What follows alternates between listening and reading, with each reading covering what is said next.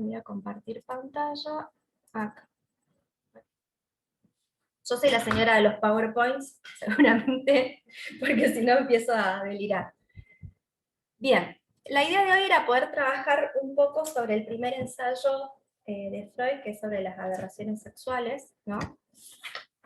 Y sobre todo en relación a esta frase tan conocida, que tantas veces se repitió y que aparece en los tres ensayos, de la perversión como el negativo de la neurosis, ¿no?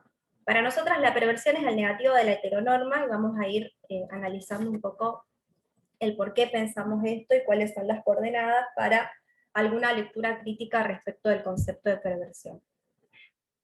Y en esta primera parte, la idea es poder trabajar un poco en relación a el concepto de perversión como un concepto problemático dentro del psicoanálisis, o como un concepto para volver a analizar, o como algo que volver a pensar en relación a eso. Bien, voy a ver si lo puedo, ahí está. Bien. Para eso voy a empezar retomando algunas cuestiones que trabaja Tamiya Yu en este librito, ¿sí? Espero que lo ven bien, espero que sí, que se llama Cuerpos, Géneros, Placeres, Perversiones Psicoanalíticas de Michel Foucault. El primer capítulo de este libro, que es el que voy a usar para dar la clase hoy, está en la bibliografía complementaria, lo pueden descargar en PDF. En este primer capítulo, que se llama Las perversiones de la teoría, Tamiya Yu va a empezar hablando de que en general se menciona casi que de manera irreflexiva esto de que la perversión es una de las tres estructuras de la psicopatología psicoanalítica, ¿no? Las tres estructuras: perversión, neurosis y psicosis. Sin embargo, lo que va a decir él es que cuando hablamos de perversión, en realidad lo que encontramos es una gran cantidad de comportamientos observables que se ubican todos dentro del mismo diagnóstico. Y dentro de estos comportamientos podemos encontrar tanto prácticas sexuales como delitos antisociales y como impulsos, ¿no? Y la justificación para diagnosticar perversión en estas tres cuestiones, digamos, suele ser bastante similar. Esto es lo que dice también. Y como base para hablar de la perversión como una estructura, en general se retoman cuestiones que están en los tres ensayos de Freud, y en general se retoma esta idea que dice Freud de que la perversión es el negativo de la neurosis. Entonces, planteando estas cuestiones, Tamiya Yu lo que va a decir es que esta gran diversidad de comportamientos que terminan dentro de la perversión como estructura, digamos, nos va a demostrar que hay una controversia epistemológica y que hay un montón de dimensiones políticas que se implican cuando hablamos de perversión. Y él va a proponer realizar un estudio que vaya más o menos en estas tres líneas. Primero, en empezar a preguntarnos si existe realmente una entidad unificada en la que se puedan establecer una diferencia clara entre las perversiones sexuales, narcisistas y morales. Segundo, poder pensar si existe una clínica específicamente psicoanalítica que logre separarse de las nosografías psiquiátricas.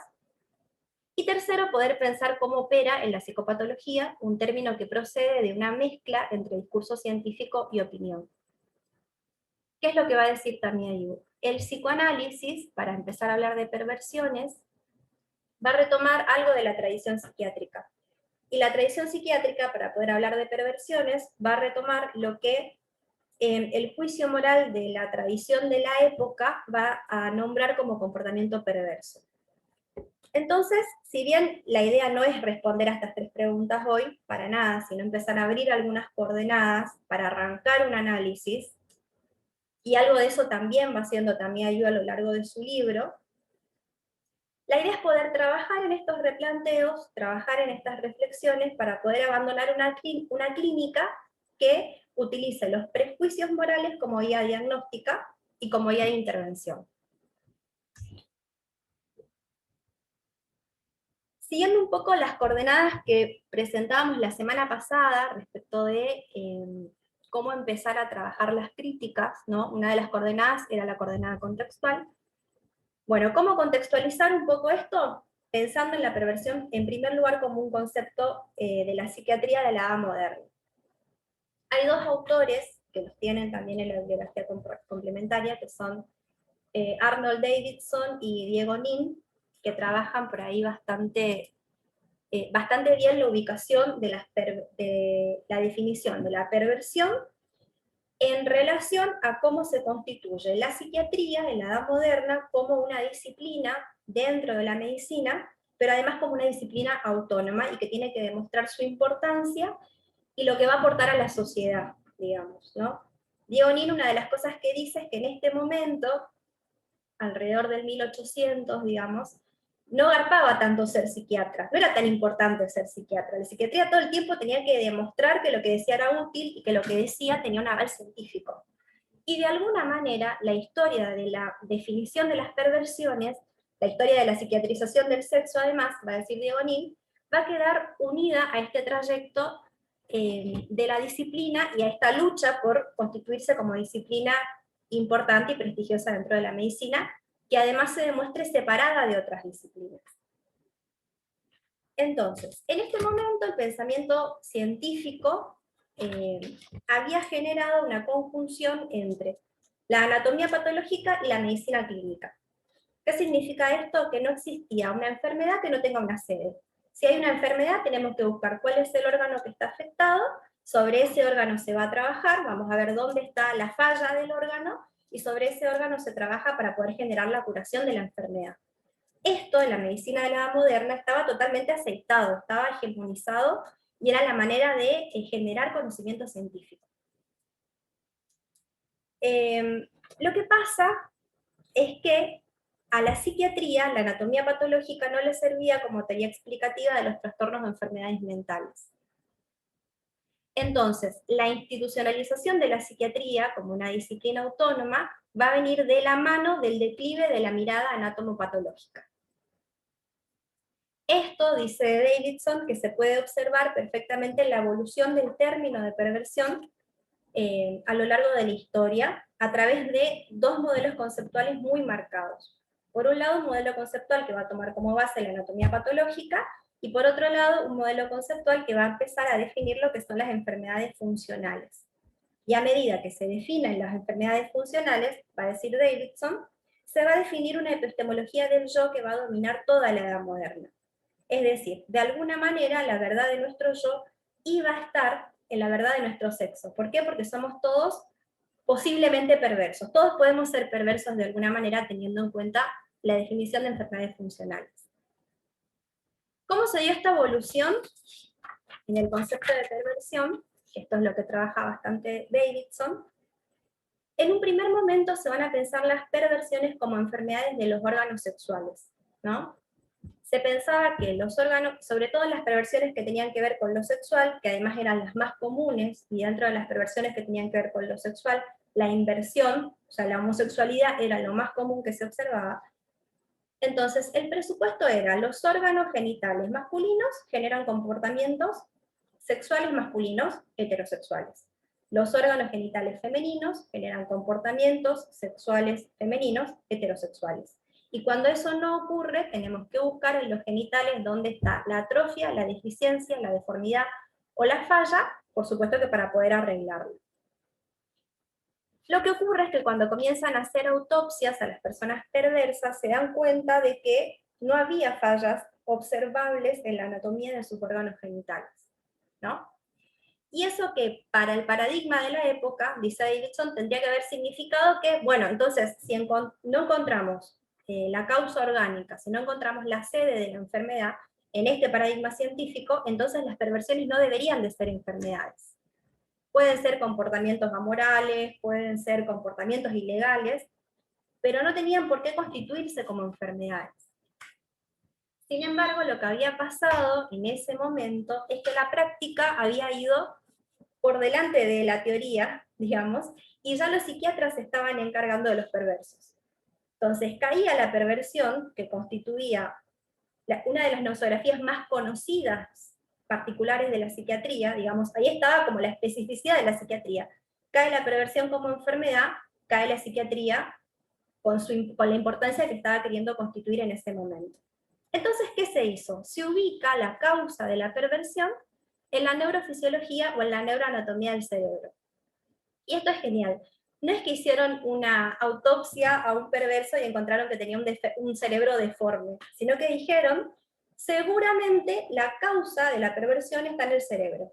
Y los instrumentos que tenemos en este momento y los conocimientos que tenemos en este momento no nos sirven para poder encontrar dónde está la falla. Y a medida que avance el conocimiento científico, seguramente encontraremos dónde está la causa de la perversión, que seguramente está en el cerebro. Eso fue evolucionando a lo largo del tiempo hasta llegar a constituir las perversiones como desviaciones funcionales del instinto sexual no reducibles a patología cerebral. De repente se dice, bueno, ya no es necesario buscar dónde está la sede de la deformación o del error que genera la perversión. ¿Por qué? Porque vamos a hablar de una desviación funcional del instinto sexual. Es decir, se supone que la finalidad del instinto es la reproducción, esto un poco lo decíamos la semana pasada, se supone que la finalidad del instinto es la reproducción. Cuando se genera algo en relación a lo sexual que no tiene que ver con la reproducción, ahí está la perversión. Ya no hace falta buscar la causa orgánica específica, porque el instinto se viene a ubicar como un fenómeno fisiológico. Entonces, ahí va a estar la justificación científica, digamos, de por qué vamos a hablar de las perversiones como enfermedades. Este tercer modelo, digamos, explicativo, convive bastante con este segundo modelo explicativo que dice, seguramente en algún momento encontraremos la falla cerebral que genera la perversión. Pero lo que sirve bastante para teorizar es esta idea de la desviación funcional del instinto. Diego Nin dice que para poder establecer todo este sistema de pensamiento, que lleva también a la psiquiatrización del sexo en la edad moderna, se vienen a instalar dos conceptos fundamentales que además son algunos de los conceptos, pero por ahí con los que más discute Freud en el primer ensayo, ¿no? Primero, la doctrina de la degeneración hereditaria, y segundo, el concepto de instinto sexual. Por un lado tenemos la idea de la degeneración hereditaria. ¿Qué es lo que dice Diego Nin? Morel, en 1857, en Francia, larga un escrito donde pone toda la teoría de la degeneración hereditaria, en un momento en el cual la aceptación política de las ciencias naturales estaba por encima de las filosóficas o las espirituales. Por eso los psiquiatras tienen que empezar a buscar cómo concebir una base orgánica para la locura, que también constituía a la especificidad de aquellas personas que iban a tratar los psiquiatras, ¿no? De ahí sale un poco esto de conceptualizar la doctrina de la degeneración hereditaria, ¿sí? Morel va a decir que había familias que van a sufrir un deterioro hereditario detectable que se extiende por lo menos 4 generaciones hacia atrás. Este deterioro hereditario va a estar causado por el alcoholismo, las conductas inmorales, la alimentación mala, y las condiciones de trabajo y habitabilidad. Y lo que va a hacer es que se herede las condiciones defectuosas del sistema nervioso. Esas condiciones defectuosas del sistema nervioso van a generar síntomas como la depravación moral, la locura, el retardo mental y la esterilidad. Por otro lado, aparece un poco la conceptualización del instinto sexual. Si bien hay varios autores que van trabajando en relación al concepto de instinto, Diego Nin ubica como lo más importante en relación a lo que se escribió del instinto en el escrito Las psicopatías sexuales de Richard von Krafft-Ebing en 1886 en Alemania. Lo interesante del libro Psicopatías sexuales es que este libro, que Krafft-Ebing lo escribe para que lo lean médicos y juristas, digamos, que estaba escrito en una terminología bastante compleja, justamente, para que sirva únicamente a fines teóricos, él se encarga ahí de detallar todas las anomalías sexuales o todas las patologías sexuales que él va definiendo y que va clasificando, con muchísimo detalle. Él había tomado como un montón de entrevistas, se encargó de poner todos los detalles más escabrosos, estaba todo escrito, y lo que pasó fue que este libro no quedó únicamente en el ámbito académico, sino que llegó un momento en el cual la mayoría de las familias tenía un libro de un psicopatía sexualis en su casa escondido. No estaba bueno que se sepa que lo tenían, pero sí estaba bueno leerlo, digamos. Entonces, todo lo que él fue definiendo en relación al instinto sexual y a las desviaciones del instinto sexual y a lo que él considera una patología sexual, fue leído por la sociedad, digamos, se viene a instituir también de otra manera. La gente común empieza a leer qué es el sadismo, el masoquismo, el fetichismo. Esto viene a marcar un estándar político y social de lo que se considera como sexualmente normal, ¿no? Cuáles son las marcas del instinto sexual normal y qué pasa cuando ese instinto sexual normal se desvía. La suposición de Krafft-Ebing era que el instinto sexual normal se expresa en una personalidad o en un carácter definidos. Por ende, los trastornos funcionales del instinto se expresan como anomalías psíquicas. O sea, la manera en la cual se desarrollaba el instinto, si era normal o era normal, va a tener consecuencias psíquicas que me van a hablar de la verdad de esa persona, ¿no? De ese individuo. Con estos dos conceptos discute bastante Freud en el primer ensayo de los tres. Bien, hasta ahí vamos bien. ¿Estamos bien? Ok, sigo un poquito más. Cualquier cosa, me paro. Bien. Entonces, en el primer ensayo, ¿qué es lo que hace Freud? Decíamos la semana pasada, primer página de los tres ensayos, él viene a decir qué es lo que para la opinión popular se considera homosexual, qué es lo que se considera conducta sexual, y que esta definición de lo sexual que se tiene dentro de la opinión popular, para él es insuficiente, ¿no? Él viene a decir que él tiene, que el psicoanálisis va a demostrar que esa idea de sexual, que está reducida a la genitalidad y a una atracción irrefrenable por el sexo opuesto, ¿no? Es insuficiente y hay que empezar a hacer un concepto más abarcativo de qué es lo sexual. Para eso arranca, digamos, trabajando sobre las desviaciones, ¿no? Y hace toda una caracterización de cuáles son las desviaciones en relación a lo sexual o las aberraciones sexuales. Por un lado va a plantear las desviaciones del objeto, por otro lado va a plantear las desviaciones de la meta. Para Freud el objeto es, dice él, la persona de la que parte la atracción sexual, ¿no? Por supuesto que el supuesto que subyace a esto que él dice es que esa persona de la cual parte la atracción sexual es siempre del sexo opuesto, ¿no? Para los varones las mujeres, para las mujeres los varones. En este sentido, él va a hablar de los invertidos, ¿no? Aquellas personas que sienten atracción sexual hacia personas de su mismo sexo, que pueden ser absolutos, anfígenos u ocasionales, ¿no? Absolutos solamente tienen comercio sexual con personas de su mismo sexo, anfígenos, personas que pueden tener comercio sexual con personas de su mismo sexo o del sexo contrario, y ocasionales, esto es genial, personas que por algún motivo no están pudiendo acceder al objeto sexual normal y que entonces pueden tener comercio sexual con personas de su mismo sexo y hasta sentir placer en ese acto, pero únicamente porque hay elementos externos que dificultan el acceso al objeto sexual normal. Y después habla también de las personas que tienen comercio sexual con niños y con animales. Por otro lado, va a ir hablando de todas las desviaciones de la meta, ¿no?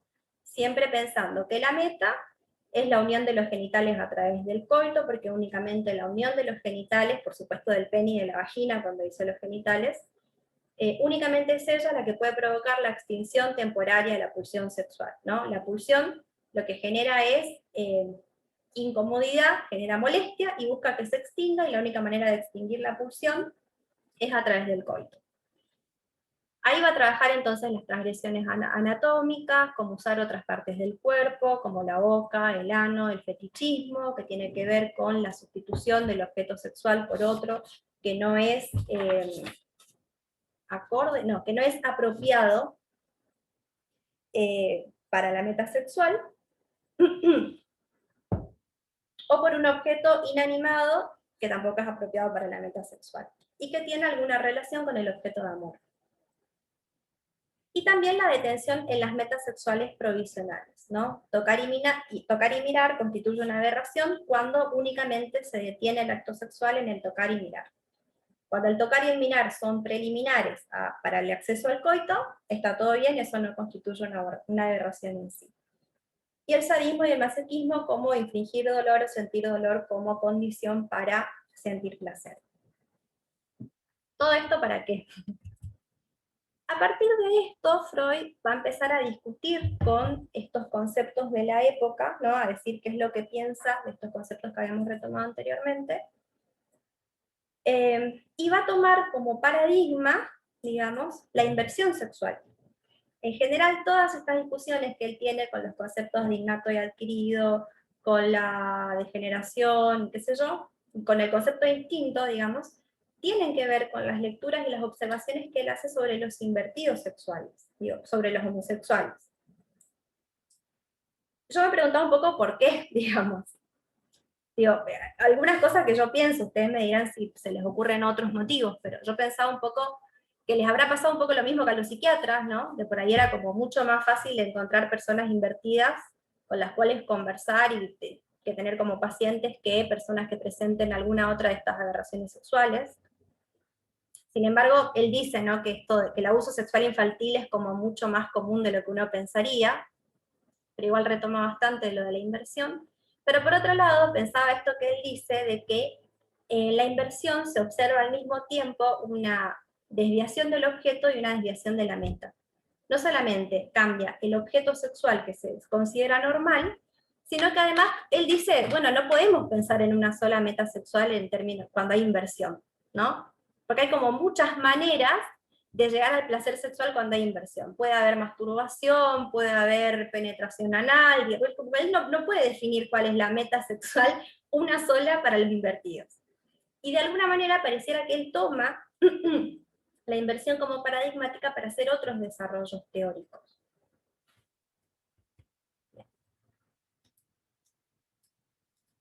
Entonces, él empieza a discutir con estos conceptos de su época, ¿no? En primer lugar, va a hablar de la degeneración. Él va a decir un poco algo parecido a lo que veníamos hablando recién respecto de los modelos anatomopatológicos. ¿Sí? Él va a decir, al final se convirtió en costumbre imputar a la degeneración todo tipo de manifestación patológica que no sea de origen estrictamente traumático o infeccioso, ¿no? Cuando no sabemos muy bien cuál es la causa de esto, que es una manifestación y que queremos nombrar como enfermedad, vamos a decir que es de origen degenerativo, que debe haber algo en la herencia ahí, que algo de la herencia familiar que tiene que ver con lo degenerativo. Sin embargo, él va a decir que solamente piensa en degeneración cuando se cumplen dos condiciones. La primera, que coincidan varias desviaciones graves respecto de la norma, y la segunda, que la capacidad de rendimiento y de supervivencia aparezcan gravemente deterioradas.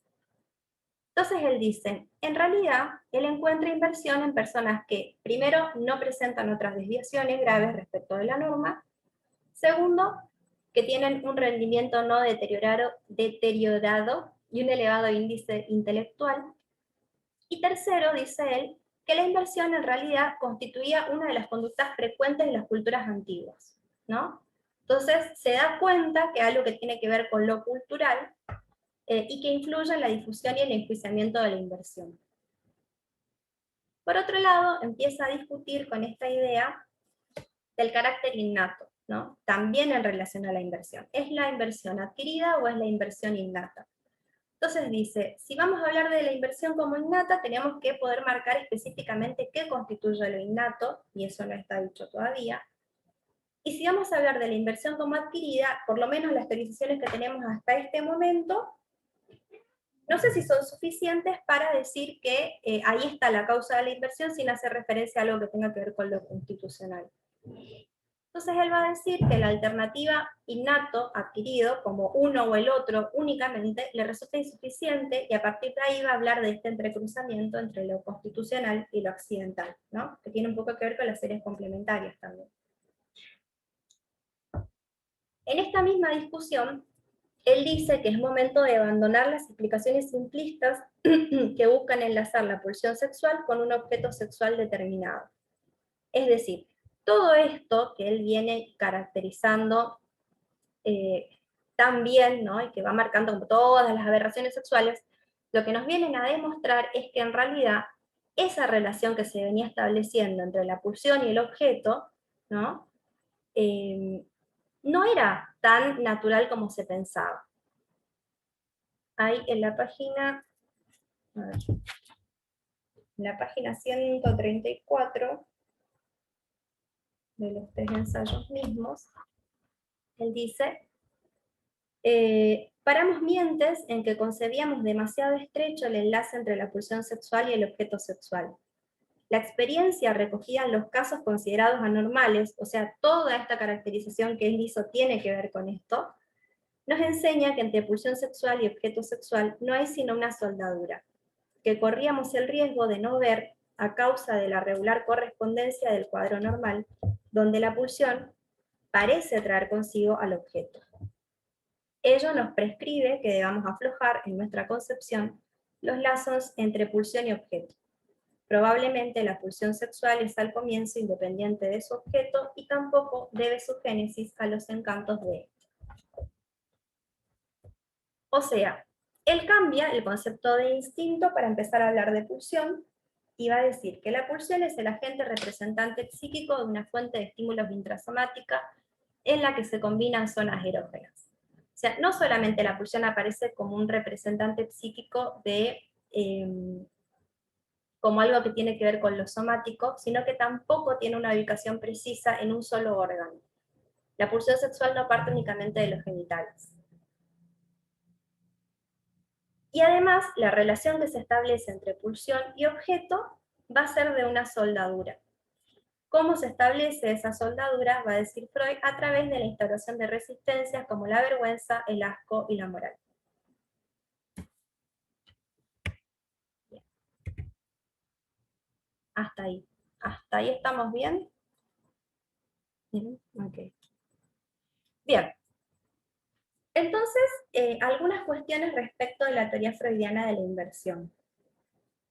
Porque ahí y en otros escritos él empieza, y sobre todo en las notas de pie de página, que a veces, para mí me pasó muchas veces de pasarlas por alto, pero ahí él empieza a plantearse un poco, bueno, ¿por qué se produce la inversión? Y en relación a por qué se produce la inversión, él va teorizando también respecto de cómo se produce la conducta sexual definitiva en todas las personas, no solamente en los invertidos. Por ahí esto que él va trabajando tan en detalle respecto de la inversión, le sirve también para pensar, bueno, cómo se produce la elección definitiva en la conducta sexual de todas las personas, de todos. Y él va diciendo acá algunas cuestiones que generan una ruptura con el paradigma de su época también, ¿no? Esto que él dice, de que la pulsión solamente tiene una relación de soldadura con el objeto, ¿no? Viene a dar un golpazo a toda la teoría de las enfermedades funcionales, por ejemplo.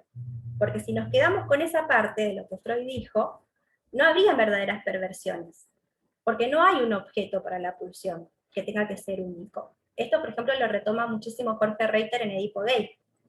Esto es algo que dice Freud y después se termina contradiciendo, ¿no? Davidson dice algo parecido. En realidad Freud arranca diciendo esto, y en todo este ensayo va como repensando qué es lo normal y qué es lo anormal, pero en el segundo ensayo, y sobre todo en el tercer ensayo, ¿no? Termina reinscribiendo la normalidad del lado de la heterosexualidad. Entonces, ahí hay que ver también cuáles son las contradicciones propias que aparecen en los escritos freudianos. Esto otro que él dice también es disruptivo respecto de la época, ¿no?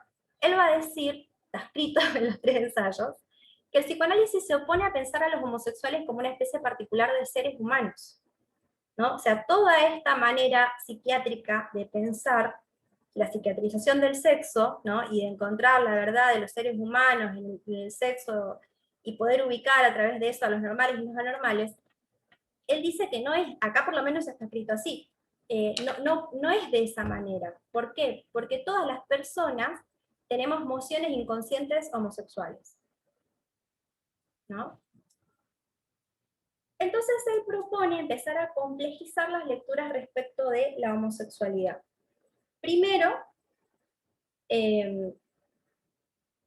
dejar de pensarla en términos de un alma femenina atrapada en un cuerpo masculino que busca enamorarse de un alma masculina.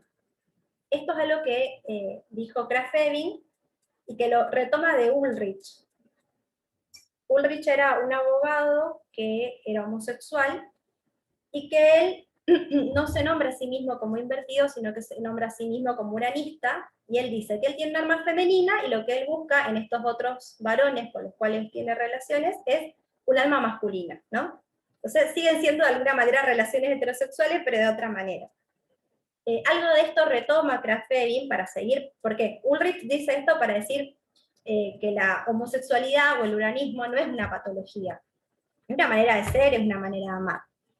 Krafft-Ebing retoma esto que dijo Ulrich, sin nombrarlo jamás como referencia bibliográfica, para seguir patologizando la homosexualidad, para trabajar la homosexualidad como desviación. Y Freud retoma esta idea para decir que no está de acuerdo con esto y que hay que empezar a complejizar la lectura pudiendo leer tres cosas, ¿no? Tres características. Por un lado tenemos los caracteres sexuales somáticos, ¿sí? Krafft-Ebing trabajaba bastante esto de que en los caracteres sexuales somáticos tenemos un poco de lo masculino y un poco de lo femenino. Freud dice, bueno, eso que tenemos como caracteres sexuales somáticos no tiene por qué tener una influencia decisiva por encima del carácter sexual psíquico y del tipo de elección de objeto, ¿no? Una cosa va a ser cómo sean nuestros genitales, otra cosa va a ser nuestro carácter sexual psíquico. Acá podemos ubicar un poco lo que hoy llamaríamos identidad de género, ¿no? Nuestra manera de presentarnos ante el mundo, si en este momento únicamente podía ser masculina o femenina. Y otra cosa es el tipo de elección de objeto. Y esas tres cosas no tienen por qué estar siempre alineadas de una sola manera, ¿no? No siempre tiene por qué ser una persona que tenga vagina, ser una mujer que se comporte de manera femenina y que le gusten los varones. Dice, hay que empezar a desarmar un poco esto. Esto lo dice, esto lo escribe, yo me preguntaría si después en las lecturas clínicas que él hace puede sostener esta distinción que marca acá, por ejemplo, ¿no? Si leemos los casos donde él trabaja estas cuestiones, como el caso de la joven homosexual, o el análisis del recuerdo infantil de Leonardo da Vinci, hay varios lugares donde él intenta ordenar otra vez, por lo menos alguna unión entre el tipo de elección de objeto y la identidad de género, si queremos, o el tipo de elección de objeto y el carácter sexual psíquico, ¿no? De la joven homosexual, por ejemplo, él dice que no solamente hace una elección de un objeto sexual femenino, sino que además ella se para de una manera masculina ante ese objeto de amor. Entonces, pareciera que él de alguna manera vuelve a soldar estas cuestiones que primero quiere separar. Y por otro lado, va a decir que los determinantes de toda conducta sexual van a depender de una serie de factores de naturaleza en parte constitucional y en parte accidental. Y esto lo va a desarrollar un poco más en relación a sus teorías de la inversión. Él va a tomar algunos elementos para poder hablar de inversión. Del lado de los factores constitucionales va a estar la disposición bisexual, que en 1910 llama hermafroditismo psíquico, y sobre la bisexualidad va a marcar dos cosas. Primero, que el hermafroditismo psíquico, no, que el hermafroditismo físico no va a determinar un hermafroditismo psíquico. ¿Qué quiere decir esto? ¿Saben lo que es el hermafroditismo, no? Pues dije 20 veces la palabra y nunca pregunté. ¿Sí? Si alguien no sabe de qué estoy hablando, está, ok. Bien, el hermafroditismo físico no va a determinar que haya un hermafroditismo psíquico, y que haya un hermafroditismo psíquico no depende de que haya algo somático que lo justifique, primero. Pero por otro lado, él va a decir también que la libido de todos nosotros cicla normalmente a lo largo de la vida entre el objeto masculino y el objeto femenino, hasta que algún factor especial favorezca e imponga uno de los dos, como elección de objeto.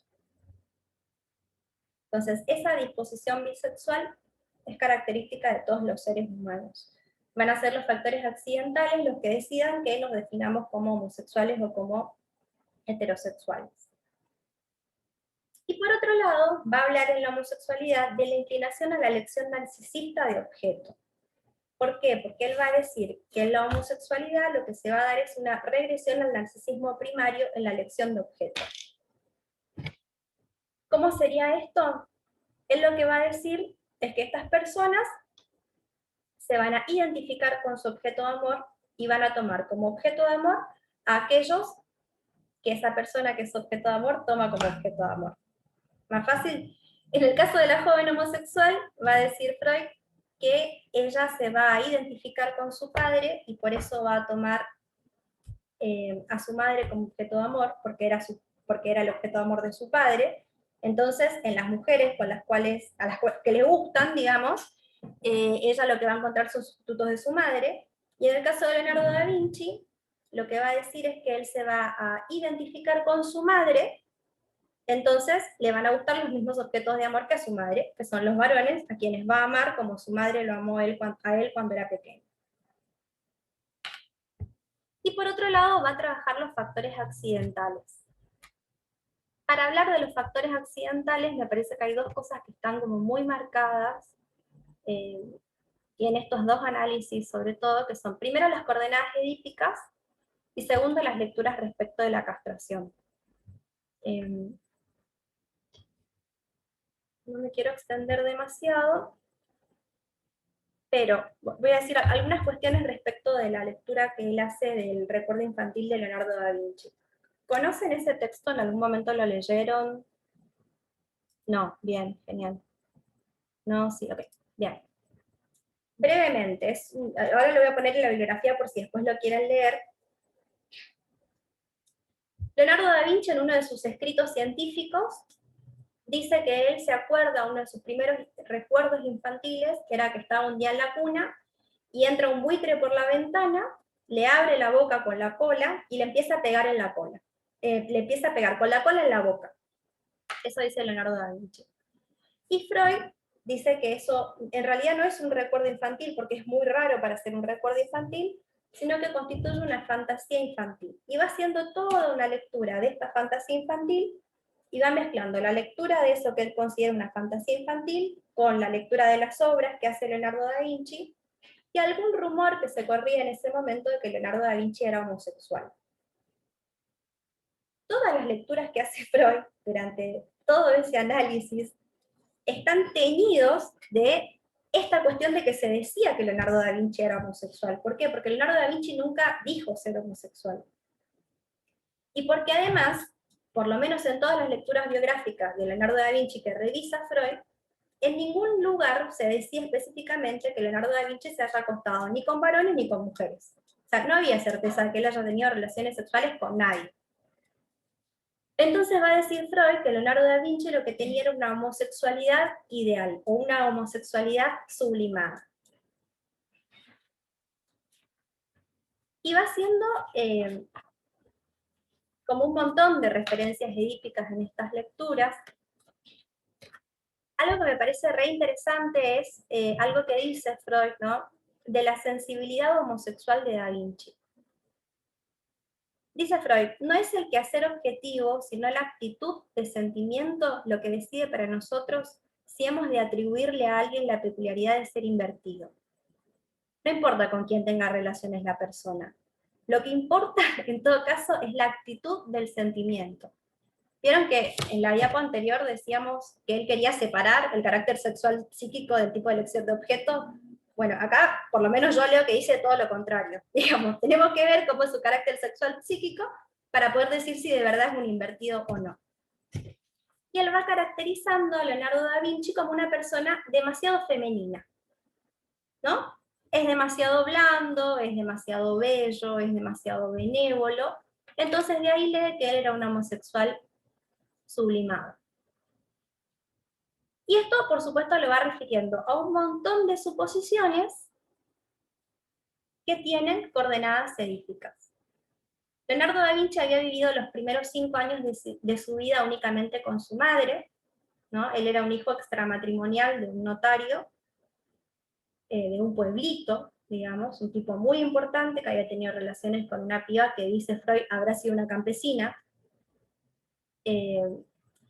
y un poco antes de que ella se quede embarazada, este tipo la abandona, va, se mete con una señora de la alta alcurnia y se casa con esta mujer. Durante esos 5 años, el papá de Leonardo no había podido tener hijos con esta mujer, entonces a los 5 años va y lo busca a Leonardo para que sea su heredero, ¿no? Y a partir de esto, Freud va leyendo un montón de cuestiones. Dice Freud que la homosexualidad de Leonardo tenía que ver sí o sí con el hecho de que él estaba fijado a las necesidades amorosas de su madre. ¿Por qué? Porque él había estado los 5 primeros años de su vida únicamente con su madre, y porque su madre, como toda madre abandonada, lo pone a él en el lugar de su marido, lo erogeniza, ¿no? A nivel muy temprano en su evolución, y como no hay ahí un varón que le haga de cote, no hay ahí un marido que le haga de cote, lo que termina pasando es que Leonardo se transforma en una persona homosexual, queda fijado a las necesidades amorosas de la madre, y después, cada vez que él siente una atracción hacia alguna mujer, porque para Freud es imposible que los homosexuales no sientan atracciones hacia mujeres, entonces dice, cada vez que él sentía algún tipo de atracción hacia una mujer, automáticamente proyectaba esa atracción hacia varones a los cuales amaba de manera tierna, como su mamá lo había amado tiernamente cuando él era pequeño. Entonces, él supone, primero, que la madre lo amó tiernamente, segundo, que la madre nunca le pudo poner un límite, que él quedó fijado a las necesidades amorosas de la madre. Y me parece que estas cuestiones tienen mucho que ver con las teorías de la perversión, ¿no? ¿Cuántas teorizaciones respecto de la perversión como estructura tienen que ver con la ausencia del padre, el padre que no cumple la función, la madre casi que cocodrila, ¿no? Con que no se le puso un límite? Digo, y estas cuestiones Freud las estaba trabajando en relación a la inversión, primero. Familiarismo, totalmente, sí. Esa es otra cuestión que pasa un montón en el análisis que hace Freud de Leonardo da Vinci, ¿no? Él supone que su madre lo amó tiernamente, supone que la madrastra del padre lo trató como a un hijo y lo amó, no sé qué tan contenta habrá estado esta mujer que a los 5 años le enchufa en el hijo que tuvo este hombre con otra persona en ese momento. Supone que esa madrastra lo amó tiernamente, que Da Vinci amó a esa madrastra tiernamente, y él lo que lee, por ejemplo, Freud, en una pintura muy conocida, muy conocida, yo me enteré ahí, pero alguien lo debe conocer, la pintura de Leonardo da Vinci, él pinta a Jesús con su mamá y su abuela, Jesús, María, Santa Ana. Entonces, por ejemplo, Freud dice que en ese cuadro él está representando su historia infantil, porque ahí están claramente la madre que él tuvo y la madre más grande que después lo crió, ¿no? Él supone que la abuela paterna lo recibió con los brazos abiertos y le brindó muchísimo amor, supone que Leonardo da Vinci había idealizado al padre un montón y que se identifica con este padre, no en cuestiones que tengan que ver con lo sexual, pero sí con cuestiones que tengan que ver con lo laboral, y va haciendo toda una lectura de todos estos elementos y de lo que Freud ubica como una fantasía del cuervo, ¿no? En términos edípicos. Por ejemplo, la fantasía del cuervo para Freud significa del cuervo o de los buitres, no me acuerdo qué animal era. Era un pájaro. No me acuerdo si era un cuervo o un buitre, pero lo que dice Freud es que él había leído que este tipo de ave era criado únicamente por las hembras. Entonces, ¿por qué él piensa en esa ave? ¿Por qué él imagina esa ave? Porque él fue criado solamente por su madre. Entonces, esa fantasía remitía a cuánto él extrañaba a su padre y a que él se había quedado solo con su madre. Y además, esa fantasía representaba dos cosas más. Por un lado, un acto de felación, dice Freud que la cola del ave sí o sí representaba el pene, únicamente, y por otro lado, el acto de mamar. Sí o sí hacía referencia a la etapa de lactante de Leonardo. Todas estas son suposiciones que Freud va ubicando a lo largo de sus lecturas. Y en algún momento, en la página 92 de ese mismo escrito, dice Freud que la interpretación que él hace de este recuerdo no hubiera sido posible si él no hubiera tenido indagaciones previas psicoanalíticas de pacientes homosexuales. O sea, él va a la lectura de todo el material suponiendo la homosexualidad de Leonardo. Y un poco pareciera que él va a todo el material buscando lo que finalmente encuentra. Bien. Eso, bien, hasta ahí. No voy a enganchar mucho más con eso.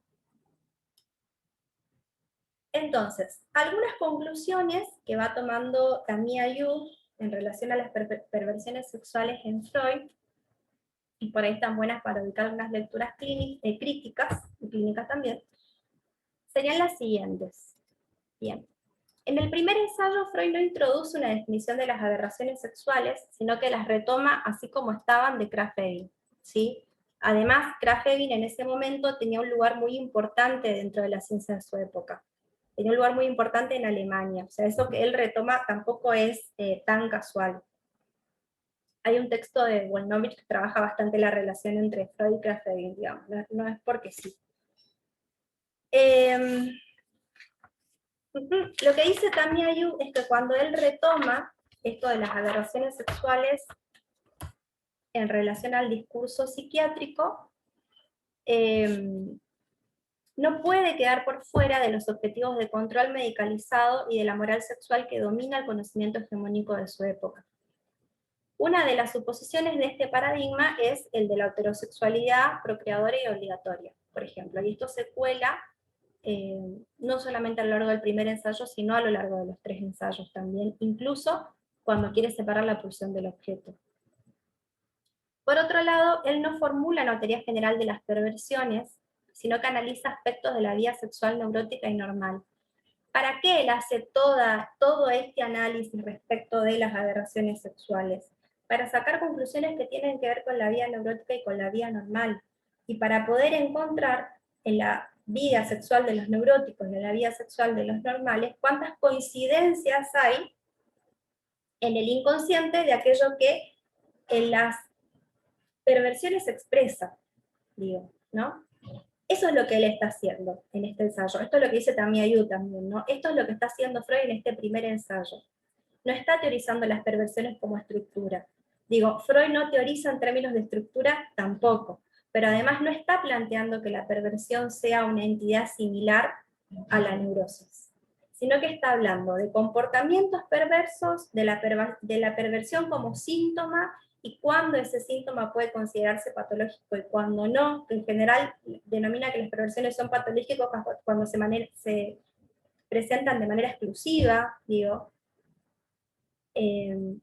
Entonces, lo que dice Tania es que hay algo ahí que reformular cuando vamos a hacer las generalizaciones, y que ese trabajo crítico en general no está hecho, o está hecho de manera ineficiente, digamos, y propone repensarlo esto. Y en tercer lugar retoma esto de la neurosis como negativo, la perversión. ¿Qué es lo que va a decir Tamiayu? Que la perversión no aparece como una entidad equivalente a la neurosis, sino en calidad calificativa, esto, y que no hace referencia a una organización psíquica particular, sino a una falta de represión en algunos aspectos de la vida sexual. Entonces, esta frase no nos permite una concepción generalizada de la perversión como falta de represión, ni de las pulsiones sexuales, ni de las pulsiones agresivas. Y muchas veces las generalizaciones que se realizan respecto de la perversión como estructura, retomando esta frase de la neurosis como negativo de la perversión, hacen referencia a la perversión como la falta de represión. Y lo último sería lo siguiente. La anormalidad de la que habla Freud en el primer ensayo en ningún momento recibe un esclarecimiento en relación a su etiología o a la organización psíquica que implica, ¿no? Él nunca se pone a buscar la etiología de esas anormalidades que va retomando de Krafft-Ebing. Invertir este razonamiento nos conduciría a definir la normalidad psíquica entendida como la organización no neurótica por una manifestación incidental que no es su causa. Sería deducir una anormalidad psíquica de una anormalidad de la práctica sexual, sustituyendo la totalidad por una de sus manifestaciones eventuales. O sea, Freud está haciendo un corte con esa manera de pensar de la época, y muchas veces lo que hacemos nosotros, cuando retomamos de manera irreflexiva esta manera de pensar la perversión, es volver a reinscribirnos dentro de la concepción psiquiátrica de la modernidad, que pensaba las perversiones en términos de las desviaciones del instinto. Bien. Hasta ahí. Voy a dejar de compartir. Voy a pausar. Tan pegada, que es positivo de sexualidad, para avanzar sobre lo que propone Foucault de la imitación perversa. Les recuerdo un poquito lo que había trabajado sobre el dispositivo en general, sobre lo que Tikkun define del dispositivo. Por un lado, que tiene una función universalizante, es decir, que se lo hace pasar. Gaby, si querés poner a grabar. Está grabando. Genial, bueno. Tiene una función universalizante, es decir, que se lo hace pasar como algo que está desde siempre en todos los lugares del mundo y que estará por siempre, y que funciona igual en todos lados, que ha existido en todas las épocas. Produce una subjetividad, esto es bien de la tesis Foucaultiana del poder productivo, de que el poder no solo reprime, sino que también tiene la función de producir sujetos subordinados al poder, y los produce en el sentido más material, además. No los produce como está la persona y luego el poder, sino que el poder también genera que haya reproducción humana, por ejemplo, desde la biopolítica, y a la vez que produce una subjetividad. Los dispositivos fuerzan a la singularización, a la interiorización, a la individuación, a reconocerse, a visibilizarse. Esto es lo que va a romper Foucault en Historia de la Sexualidad, para dejar de salir de la idea de que hay una verdad interior, un deseo propio. Esto lo va a trabajar mucho más Deleuze y Guattari, salir de la idea de que el deseo es propiedad individual, de que es algo espontáneo y de que no está en relación al otro en su determinación. Con esto de singularizar, interiorizar, de que buscar la verdad propia, uno de los efectos de eso es la salida del closet, por ejemplo. El closet no es algo, el dispositivo closet no existió desde siempre. Por ejemplo, en la antigua Grecia, el sistema no era la heterosexualidad tal como la conocemos hoy, sino que estaba determinada por otras coordenadas. Ahí estaba determinada, enmarcada en una cuestión de actividad y pasividad. El hombre activo, es decir, el que penetra, era el ciudadano libre, el varón ciudadano libre de la ciudad. Y penetraba a todas las personas que fueran pasivas, las que estaban en una relación de subordinación. Y estaban las mujeres, los niños, los esclavos también. Y no era una persona que se definiera homosexual, no era alguien que decía, mamá, papá, les tengo que decir algo, soy homosexual. Era algo que funcionaba porque estaba determinado por otras cuestiones sociales. Y a su vez los dispositivos producen lo que luego va a reprimir, lo que trabajamos un poco en el encuentro anterior. El niño al que hay que educar, al que hay que pedagogizar para controlar su pulsión, para que la pueda sublimar, para instalarle estos diques psíquicos de los que habla Freud, del asco, la moral, la vergüenza, que no van de suyo, son cuestiones culturales, son exigencias culturales que de algún modo vienen a reprimir, a acallar, a empezar a taponar, a encauzar la pulsión sexual. El perverso también, el homosexual y el sujeto mismo. Y por último, el dispositivo puede ser casi cualquier cosa que fija, es decir, que produce una fijación, una captura, y en la mayoría de las ocasiones de modo invisible. Por ejemplo, fija identitariamente, fija al heterosexual como una identidad inamovible, una identidad en la que hay certeza, ¿no? Habrán escuchado quizás con respecto a las personas trans, que en el psicoanálisis se dice que hay que ver si hay certeza. Si hay certeza, es muy probable que haya una estructura psicótica. Cuando no se pone en duda, por ejemplo, la certeza cis o la certeza heterosexual. No sé, a mí me parece raro que una persona heterosexual no tenga certeza en que le guste un varón, que le gusten las mujeres, por ejemplo. Hay una certeza que es producida también a partir de lo que autores de la teoría queer llaman una semiosis de género, un montón de dispositivos mediáticos, culturales, educativos, que van produciendo un deseo heterosexual, ¿no? Piensen en una nena de 2 años que apenas empieza a caminar y a hablar, ya le enchufan un bebé. Es tu bebé, sos su mamá, cuidalo. al nene que va al jardín le dicen, ¿y tenés novia? ¿Te gusta alguna nena? Ya esta presuposición de que habría un deseo heterosexual espontáneo. Entonces fijan identitariamente y a la vez, pensándolo en relación a esto que trabajó Gaby, fijan un objeto a la pulsión. Si para Freud no hay objeto predeterminado de la pulsión, el objeto puede ser cualquiera, pero se fija, existe un dispositivo de sexualidad que ofrece uno de forma coercitiva. Por eso el objeto, en la gran parte de la sociedad, termina siendo heterosexual. La elección de objeto termina siendo heterosexual. La buena noticia con esto es que, algo que dice Foucault, que el poder no controla sus efectos. Es decir, donde hay una intención de producir algo, eso puede fracasar, y de hecho fracasa a veces. No siempre, pero a veces fracasa. Donde quería producir a un varón heterosexual, produce a una marica afeminada. Donde quería producir a una mujer que sea madre femenina, produce a la lesbiana torta, a la lesbiana marimacha, por ejemplo. ¿No? Donde quería producir un varón cis, produce una travesti o una persona trans. Eso puede fracasar a veces. Y es algo que trabaja muchísimo Butler, por ejemplo, con modos de resistencia a la matriz de inteligibilidad heterosexual. Bueno, no me voy a meter con eso, pero bueno, se los digo por si lo quieren buscar en el género en disputa, por ejemplo, en actos corporales subversivos, como modos de subvertir esta norma que se impone coercitivamente prácticamente desde antes de nacer.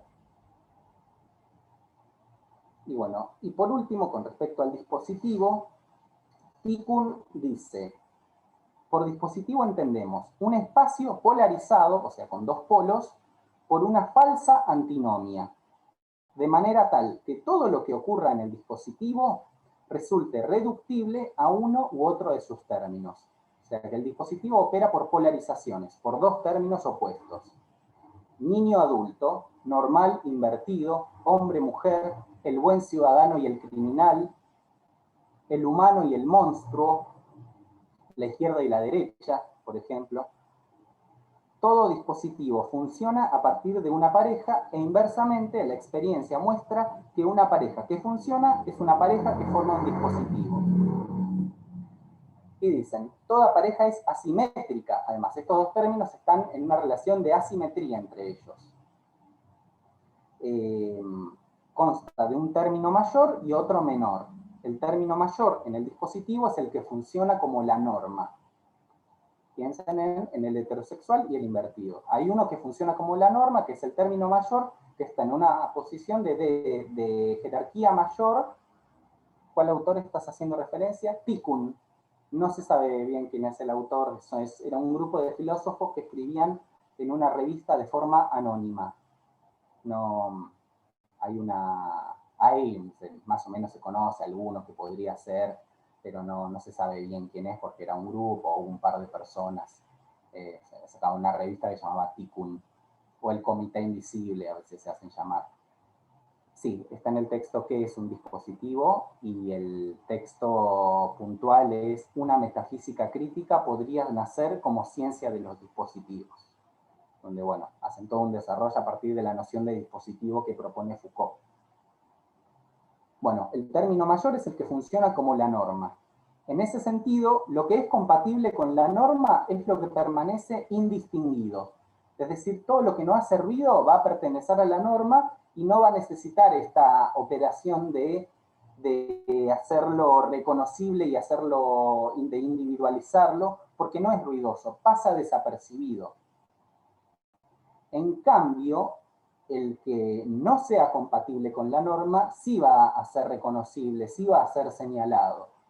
Piensen en la calle, una persona que responde a los ideales regulativos de hombre y mujer, no llama mucho la atención, más que, bueno, por ahí sí que, más que por ahí por cuestiones estéticas.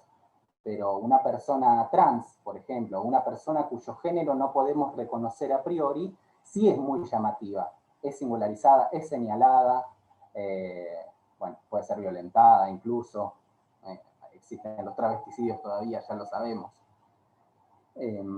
Entonces, quien sea compatible con la norma permanece indistinguido, inmerso en la masa anónima como soporte de lo que es normal.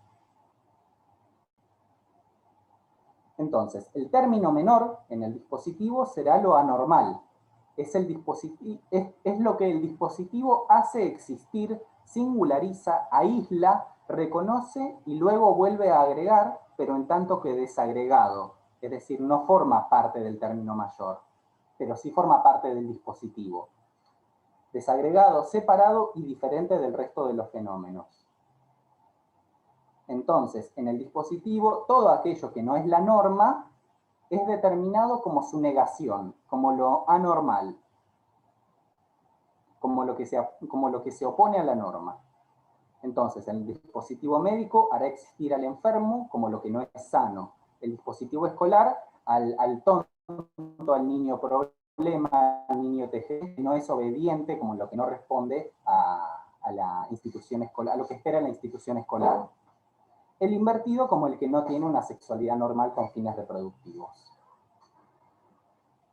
Bueno, eso con respecto a Tikkun. Ahora voy a pasar a un apartado de historia de la sexualidad, que está en el capítulo 2. El capítulo 2 se divide en dos partes. La primera es la hipótesis represiva, donde él pone esta duda de que la sexualidad sea algo fundamentalmente reprimido, y dice que ha habido a partir del siglo XVIII una gran proliferación de discursos sobre la sexualidad, lo cual hace pensar que si estaría reprimido es algo que hay que llamarlo al silencio de lo que no se habla. Él dice, no, todo lo contrario, se la hace hablar un montón. Hay un montón de dispositivos que hacen que uno hable de su sexualidad, que diga todo lo que sepa de sí mismo sobre su sexualidad. Bueno, ahí ubica el psicoanálisis, por ejemplo, el psicoanálisis de tradición freudiana. Y en la segunda parte de ese capítulo, el segundo apartado se llama la implantación perversa. Y en este apartado lo que Foucault se va a preguntar es si la proliferación de discursos en torno a la sexualidad estaban dirigidos a expulsar de la realidad, a dejar por fuera las formas de sexualidad que no estuvieran sometidas a la economía estricta de la reproducción. Es decir, si Foucault plantea que no hubo una represión de la sexualidad, sino una proliferación de discursos para hacerla hablar, para hacerle decir la verdad, para vigilarla, controlarla y encauzarla según los objetivos de la biopolítica, se pregunta si entonces el objetivo principal de esta proliferación de discursos fue el de eliminar las sexualidades periféricas, las sexualidades que no apunten a la reproducción, para potenciar las sexualidades conyugales y reproductivas, que a su vez reproducen la fuerza de trabajo. A lo cual responde que no sabe si ese fue el objetivo principal. En todo caso, si ese fue el objetivo, no se lo intentó alcanzar por una reducción, por reducir toda la sexualidad al matrimonio y a la alcoba, sino por una multiplicación. Entonces, dice que en el siglo XIX y en el siglo XX ha habido una explosión de las heterogeneidades sexuales, lo que hoy llamaríamos las diversidades sexuales. Dice que hasta finales del siglo XVIII había tres grandes códigos explícitos que regían las prácticas sexuales del matrimonio, por ejemplo. El derecho canónico, por si no saben, es una ciencia jurídica que es una rama dentro del derecho que estudia y desarrolla la regulación jurídica de la Iglesia Católica. El derecho canónico, la pastoral cristiana y la ley civil. Cada uno de estos códigos fijaba la línea que divide lo lícito y lo ilícito, lo permitido y lo no permitido, centrados en las relaciones matrimoniales. El deber conyugal, la capacidad para cumplirlo, la manera de observarlo, las exigencias y las violencias que lo acompañaban. Como por ejemplo el débito conyugal, ¿no? Alguien que se casa por ley estaba obligado a tener relaciones sexuales con la persona que se casaba, a consumar el matrimonio. O sea, estaba estipulado legalmente. Había toda una regulación explícita. El sexo de los cónyuges del matrimonio estaba asediado por reglas y recomendaciones. Estaba bajo estricta vigilancia y lo que estaba caracterizado como ilegal o como una infracción a las reglas de la alianza y desviaciones respecto de la genitalidad estaban el estupro, o sea, las relaciones extramatrimoniales, el adulterio, el rapto, el incesto espiritual o carnal, pero también la sodomía y la caricia recíproca. Y acá no explicita qué es la caricia recíproca, pero a mí me parece que es lo que se conoce como la paja cruzada. Es decir, todo lo que no fuera parte del matrimonio. O sea, del matrimonio, de las relaciones heterosexuales para tener hijos. Sin embargo, todos estos modos desviados o ilegítimos no constituían especificidades, sino que eran más bien un ilegalismo de conjunto. O sea, era como una masa indiferenciada de cosas que no estaban permitidas. Era el conjunto de ilegalidades que atentaban contra el matrimonio y la reproducción. Sin embargo, Foucault dice que en el siglo XVIII y en el siglo XIX comienza a haber un movimiento centrífugo respecto de la monogamia heterosexual. Centrífugo quiere decir hacia afuera. Y no hay en ese momento ya no hay una legalidad tan controladora de la pareja, sino que eso funciona más como una norma silenciosa. Pero en cambio se empieza a interrogar a la sexualidad de los niños, a la de los locos y a la de los criminales, y al placer de quienes no aman al otro sexo. A partir de este momento empieza a aparecer la dimensión específica del contra natura, de lo que atenta contra las leyes naturales. Entonces, todas estas formas condenadas empiezan a adquirir autonomía como cosas esencialmente diferentes. Y a partir de ahí hace su aparición un personaje que no estaba antes, que es la figura de el perverso. ¿Por qué? Porque se considera que tiene una naturaleza extraviada. Todo lo que trabajó Gaby hace un rato con el instinto sexual, lo que se busca en la anatomopatología, lo que se busca en el cerebro, en su instinto sexual desviado. Es decir, ya es algo que se lo pone en el orden de algo que es intrínseco a su ser. Y ahí aparece lo que Foucault llama la familia de los perversos, vecinos de los delincuentes y parientes de los locos. Al encontrar su especificidad y ubicarlos como esencialmente diferentes, se empieza a montar en torno a ellos instancias de control y mecanismos de vigilancia, montados por la pedagogía, la terapéutica y la medicina, que encuentran su razón de ser en patologías orgánicas, funcionales o mentales.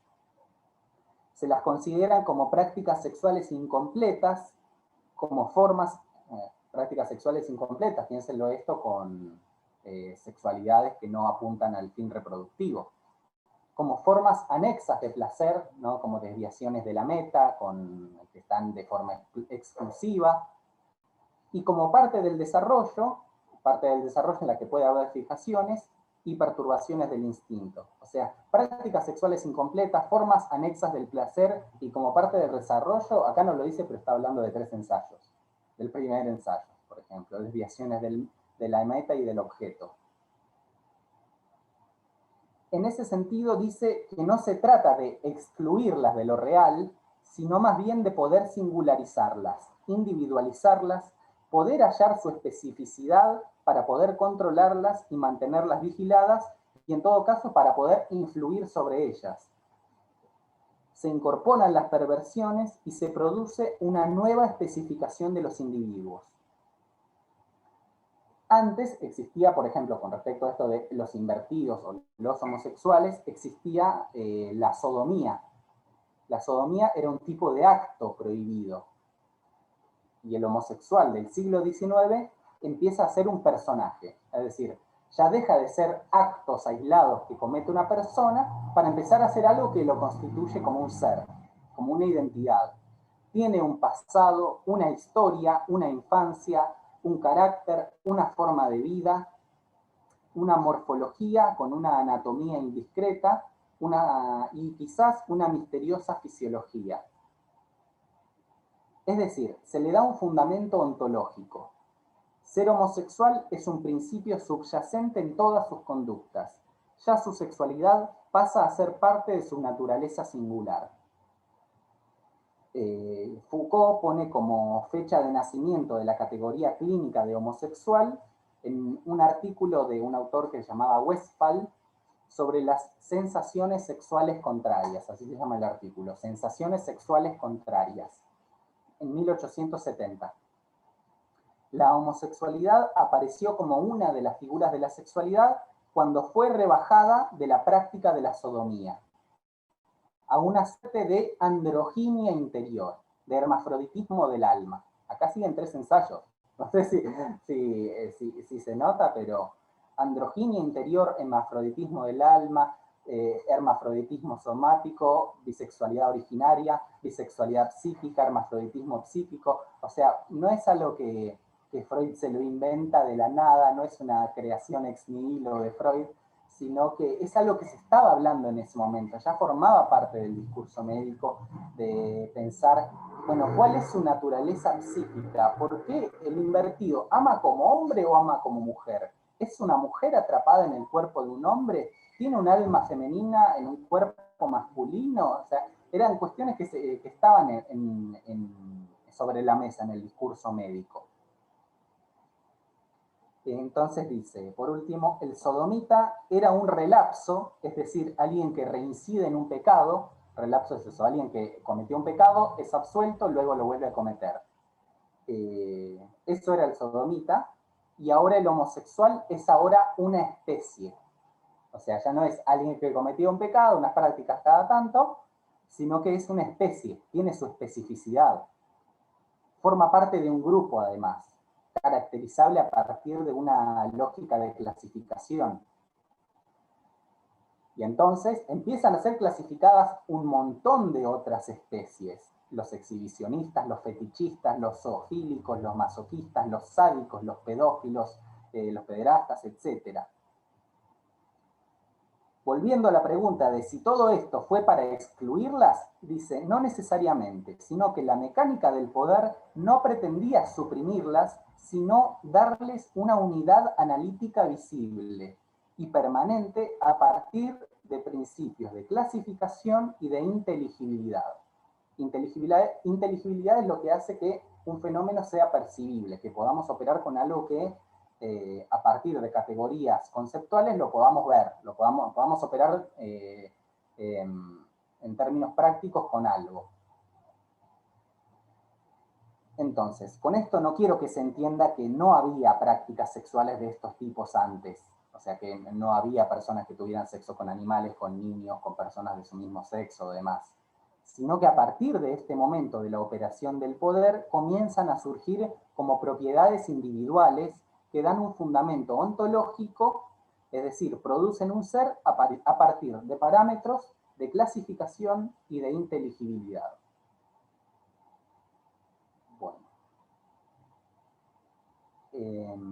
¿Algún comentario con esto, alguna pregunta? No quería pasar a otra cosita con respecto a la diferencia entre heteronorma y perversión. A ver, les escucho. Si no, sigo. Es que, digamos, de alguna manera como si el dispositivo heterosexual lo que no puede procesar digamos, lo elimina, ¿no? No lo elimina, lo produce como otro. Lo produce como el otro anormal. No es que lo elimina, pero lo produce como aberración, como monstruosidad. No es eliminado. Salvo, bueno, no sé, por ejemplo, en el nazismo, por ejemplo, sí, al otro se lo mataba, se lo eliminaba. O en Rusia, por ejemplo, siguen matando a personas homosexuales, en otros países sigue sucediendo.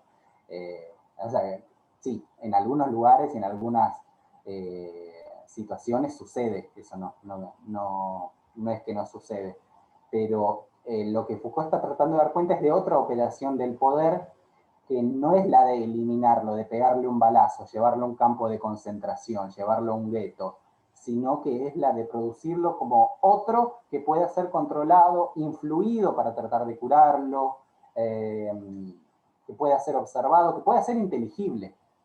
Se lo psicopatologiza, por supuesto, sí. Sí, sí. Pero es producido como otro, como el término menor respecto de una norma. Y yo nada más quería, lo pensaba ahí mientras escuchaba las diferentes, o sea, las prácticas sexuales por ahí mezclar con niños, con animales, con ¿no?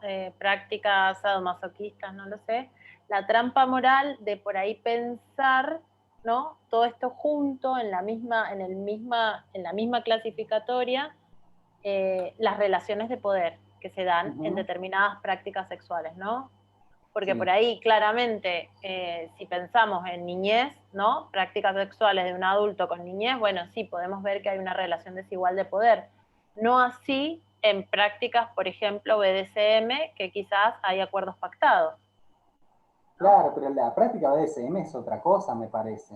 Claro, pero pensaba en todo esto que sale a la norma y que por ahí colocar, por ejemplo, prácticas de adultos con niñez que claramente tienen una, no sé, como un rechazo social, porque hay una relación desigual de poder, mezclarlo con, no sé, algo identitario, una práctica que no está dentro de la norma. Digo, qué trampa moral ahí complicada.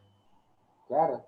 Esa es la trampa moral que está habilitada por pensar que todas pertenecen a un mismo conjunto a partir de que no hay fines reproductivos. O sea, sí, habilita eso.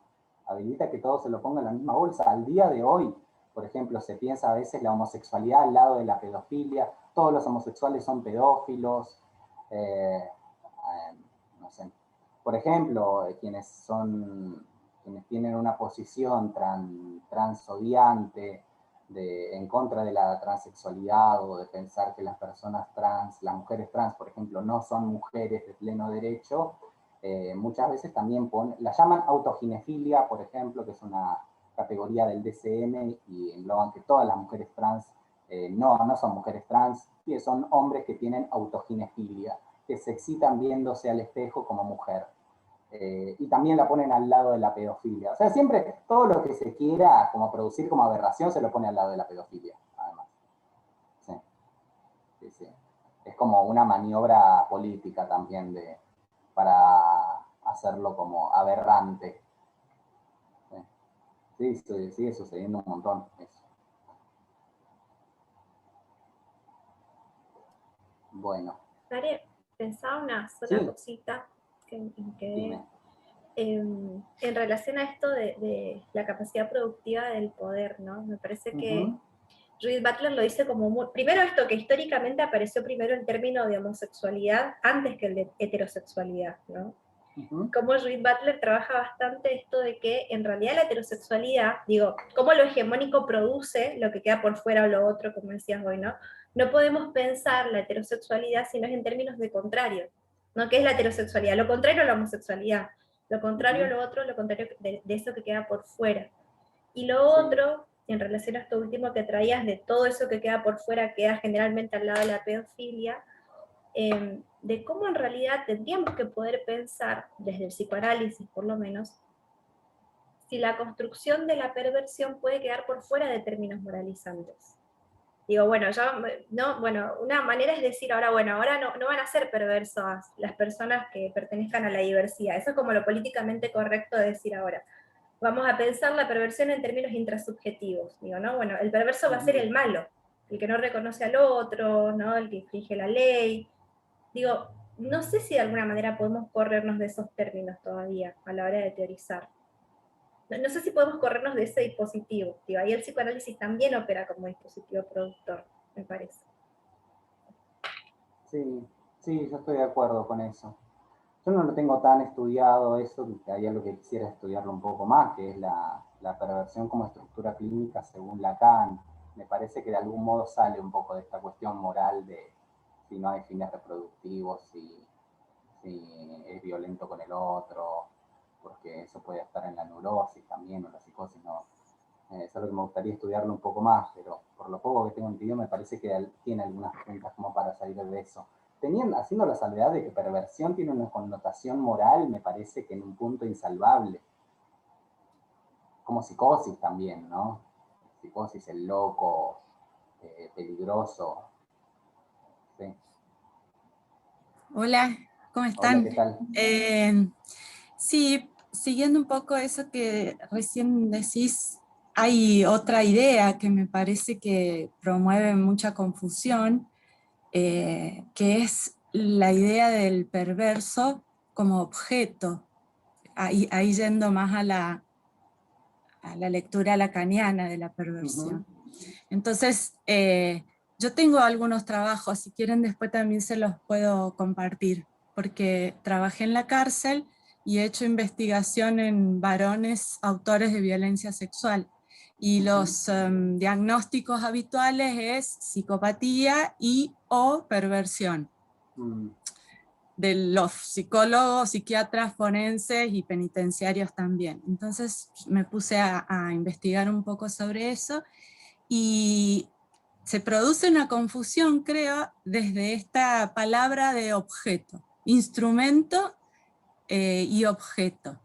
Viste que hay una de las definiciones lacanianas es del perverso en la posición de instrumento de goce del otro.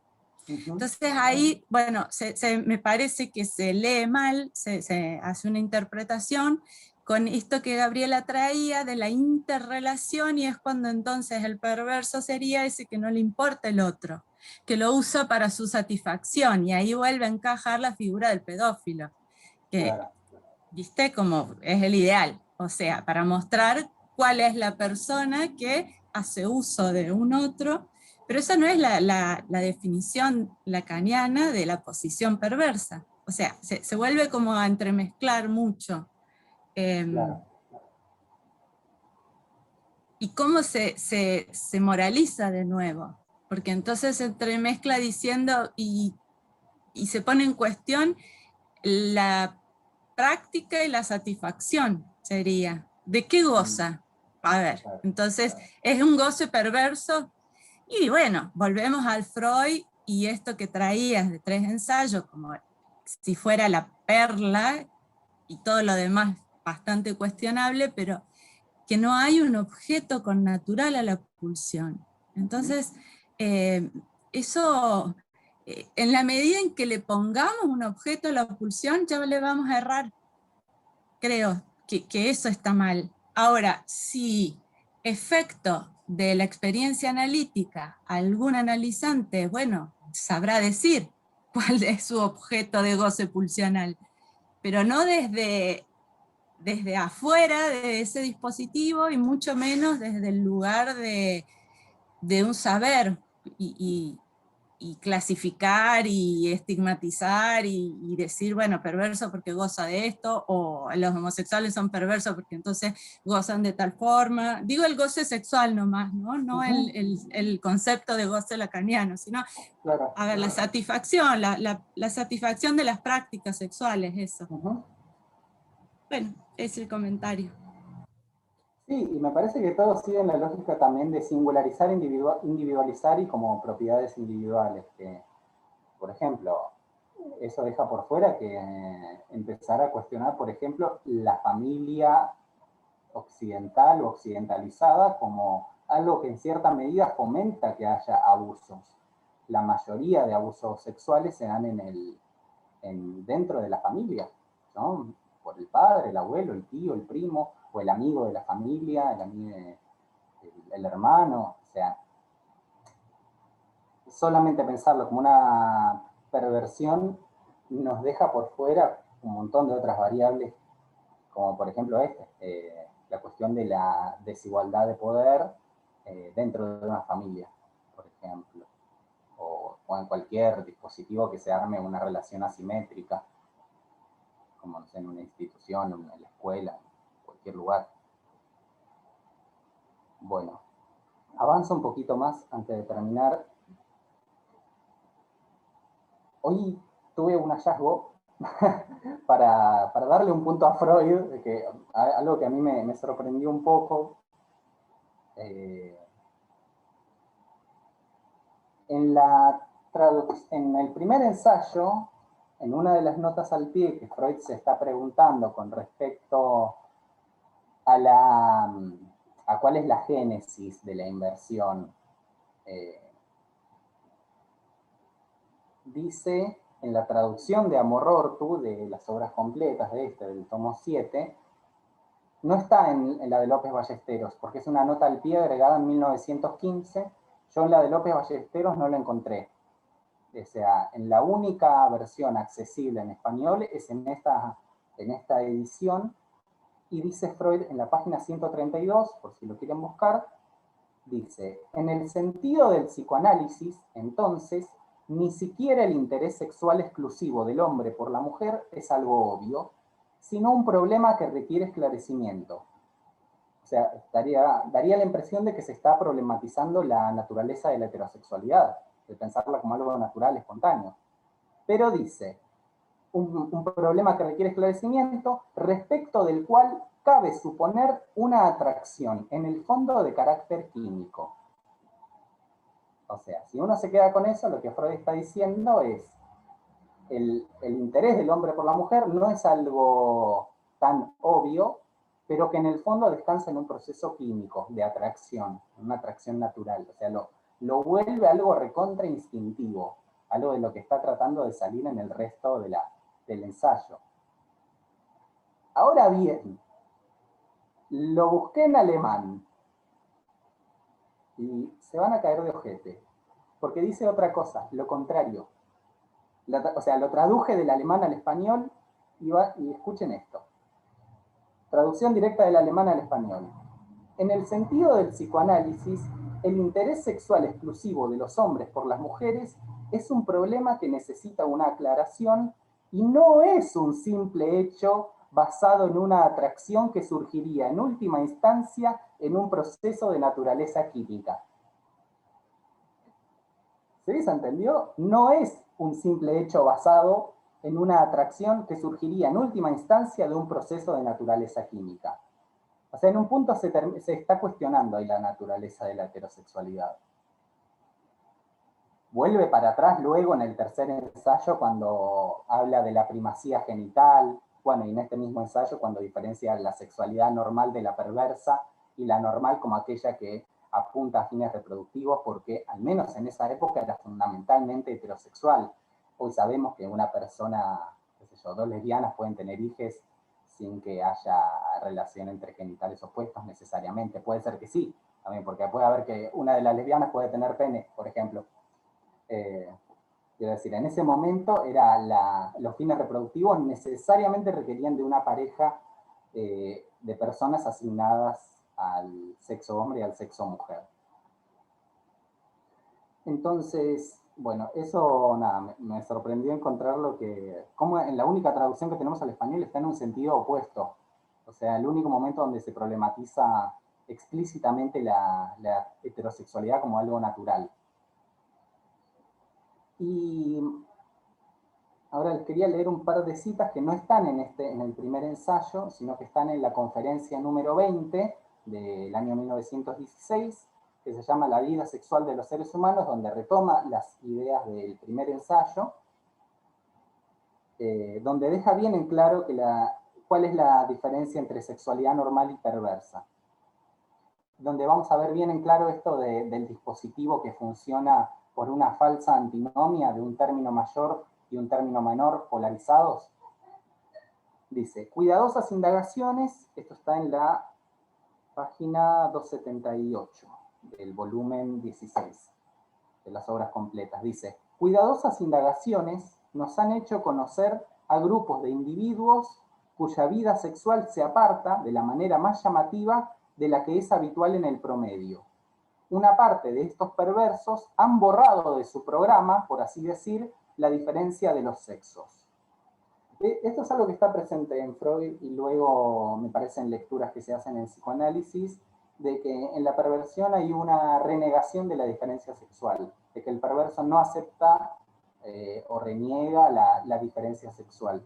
Como si aceptar la diferencia sexual, aceptar que hay dos sexos distintos, sea desear al otro sexo, como si fueran sinónimos. Dice, solo los de su mismo sexo pueden excitar sus deseos sexuales. Los otros, y sobre todo sus partes sexuales, no constituyen para ellos objeto sexual alguno y en los casos extremos les provocan repugnancia. Desde luego han renunciado así a participar en la reproducción. La página es 278. A estas personas los llamamos homosexuales o invertidos. Muchas veces, no siempre, son hombres y mujeres por lo demás intachables, de elevado desarrollo intelectual y ético y aquejados solos de esta fatal desviación. Y entonces, y acá está la relación que hace entre la sexualidad perversa y la sexualidad infantil. Esto en la página 284, en la misma conferencia, dice: la sexualidad perversa no es otra cosa que la sexualidad infantil aumentada y descompuesta en sus mociones singulares. ¿Sí? Bueno, porque no hay primacía genital. Nada tengo que objetar si a ustedes les salta a la vista el parentesco de la sexualidad infantil con las perversiones sexuales. En verdad es algo evidente. Si el niño tiene, en efecto, una vida sexual, no puede ser sino de índole perversa, salvo unos pocos, salvo unos pocos y oscuros indicios, a él le falta lo que convierte a la sexualidad en la función de la reproducción. Y por otra parte, el carácter común a todas las perversiones es que han abandonado la meta de la reproducción. Justamente llamamos perversa a una práctica sexual cuando ha renunciado a dicha meta y persigue la ganancia de placer como meta autónoma. Bien comprenden ustedes, por tanto, que la ruptura y el punto de viraje en el desarrollo de la vida sexual se hallan en su subordinación a los propósitos de la reproducción. Y la última cita que les leo, de la conferencia 21, que es la siguiente, que se llama Desarrollo libidinal y organizaciones sexuales, página 294, dice: lo esencial de las perversiones no consiste en la transgresión de la meta sexual, ni en la sustitución de los genitales, ni siquiera en la variación del objeto, sino solamente en que estas desviaciones se consuman de manera exclusiva, dejando de lado el acto sexual al servicio de la reproducción. ¿Sí? Lo dice bien claro. ¿Por qué les leo esto? Porque Freud en uno de los prólogos, a 3 ensayos, lo que dice es: mi intención con esto fue ampliar el concepto de sexualidad. Y a mí me da la impresión, no sé a ustedes qué les parece, ahora lo podemos charlar, de que esa ampliación fue muy incompleta, porque terminó reduciendo la sexualidad normal al menos a la reproducción. O sea, ampliar la sexualidad, decir que la pulsión no tiene objeto, hubiera habilitado desnaturalizar cualquier sexualidad normal, cualquier prescripción normativa de una sexualidad que sea la esperable o la que funcione como norma. O sea, hubiera permitido salir de cualquier desviación, de caracterizar lo que no tenga fines reproductivos como una desviación respecto de una norma. Bueno, hasta acá, eso es lo que les quería compartir. Si querés dejar de grabar, Gaby.